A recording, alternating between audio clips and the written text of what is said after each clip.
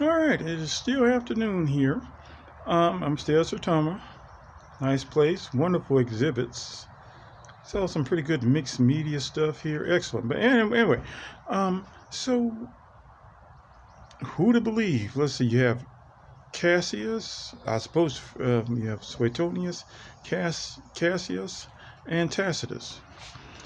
Clearly, Cassius and Suetonius is of the same mind, and I wouldn't be surprised if Cassius likely was familiar with what Suetonius had written. Um, Cassius is the later of these three historians. Actually, Cassius was born during the period of Marcus Aurelius. Would have lived during the period, if you will, would have lived during the period of Commodus. Would have lived through the five emperors and quite a few other things. But he clearly didn't live in 64. What about Suetonius? Well, Suetonius was born just after this fire. Well, not, a few years after the fire, he was born. So, and then you have Tacitus, who was probably about 8 years old when this fire happened. So he may well have actually remembered some of this stuff. But what he also did was what? He took into account a number of things, right? He did talk about the fact. So,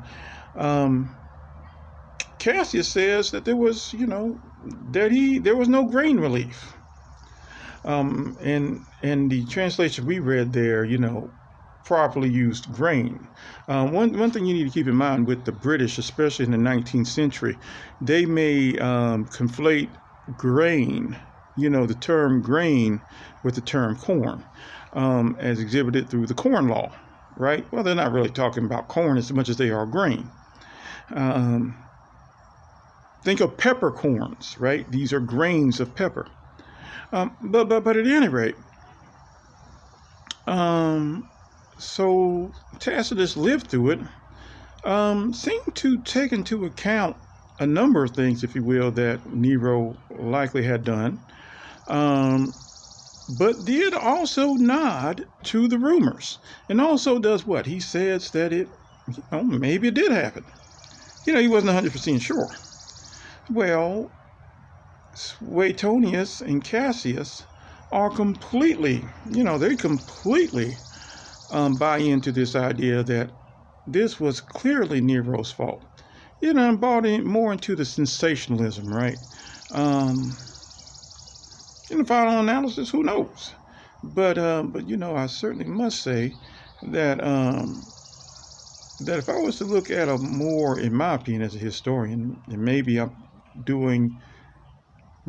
other historians would disagree with this, but to me, I got to tell you, I hear a much more balanced researched and sourced view, if you will, from Tacitus than I do from Suetonius,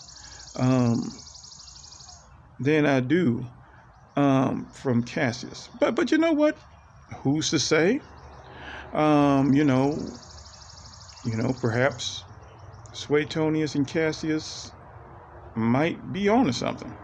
But anyway, those are the three major reckonings that we use for the fire, right? And obviously Suetonius and Cassius' version has lived out, and not only has lived out, but we've even added to it, right?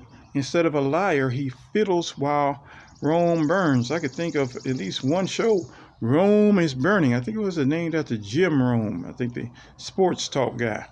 So anyway, all righty. Well, that wraps things up here. We'll have other readings, and hopefully, if you're watching this, hopefully you'll join in. Okay, thank you much. Bye-bye.